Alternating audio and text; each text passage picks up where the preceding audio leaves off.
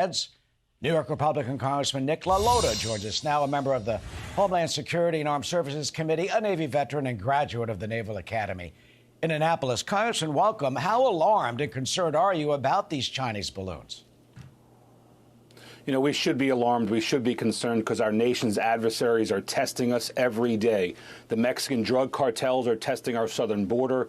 Russian hackers are testing our cybersecurity. And now the Chinese Communist Party is testing our intelligence and our responses to their intelligence gathering capabilities right here in our own sovereign territories. Congress has a lot of questions to ask about who knew what and when and what our responses were.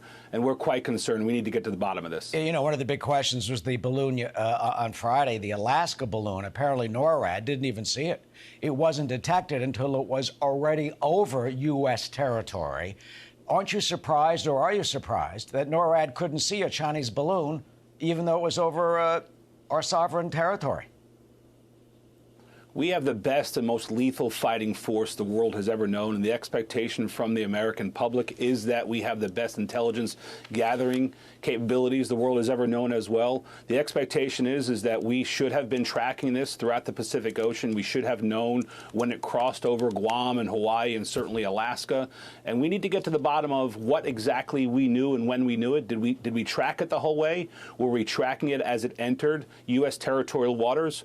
Which officer, which civilian with weapons release authority knew about it and when, and why did they give or not give those orders when they did or not did give those? The Armed Services Committee, the Homeland Security Committee has a lot of questions for the administration on this. And apparently, Congressman, this has been going on for a long time during the Trump administration. We have the reports that at least 3 times, if not more, these balloons were flown over with no reaction from the Trump administration. Here's what Bloomberg says. Oh, by the way, the White House officials under President Trump said they didn't know about it. Bloomberg, though, reporting that these balloons flew over Texas, Florida, Hawaii, Guam, Virginia, California, that they traveled near sensitive U.S. military facilities and training areas. Yeah, we can bring that other full screen back. That's where they say the balloons flew over. Guam, especially because of the military site there. If we can go to the quote from the Bloomberg report that said they traveled near sensitive U.S. military facilities and training areas. The balloons overflew Guam and Norfolk down in Virginia, were thought to have radar jamming capabilities.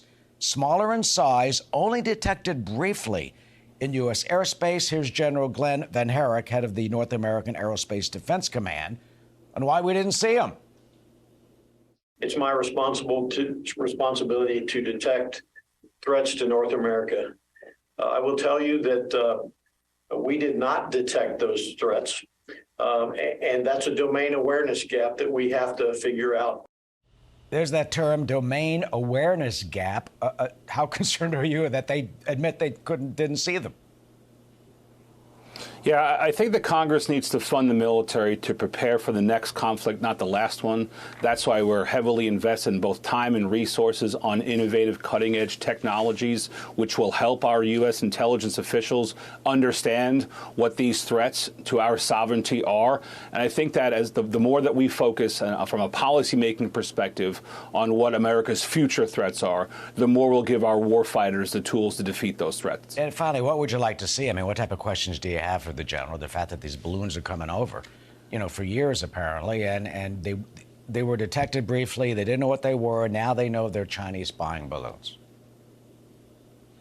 So I served as an officer on ships in the Western Pacific. I've deployed 3 times overseas, and one of my jobs was being a tactical action officer on a nuclear-powered aircraft carrier.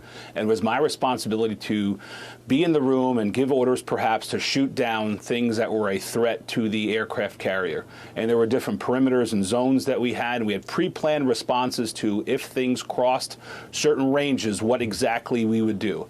I'd like to ask some generals and admirals what exactly was the posture then, and what did we know? Did we understand where these balloons were, perhaps over Guam and Hawaii and Alaska and elsewhere? And then what did the pre-planned responses call for? And if they didn't call for shooting them down as they entered into U.S. territorial airspace, why not? Those are the questions I'd like to ask. And by the way, can you say it? Did you see anything while you were in service on the nuclear-powered carriers? I mean, anything that came over that was suspicious? Sure. You know, we operated in the South China Sea, and we understood North Korea and Chinese aircraft were operating in international waters at the time. And when they were operating in international waters, there isn't a right and responsibility for Americans to act.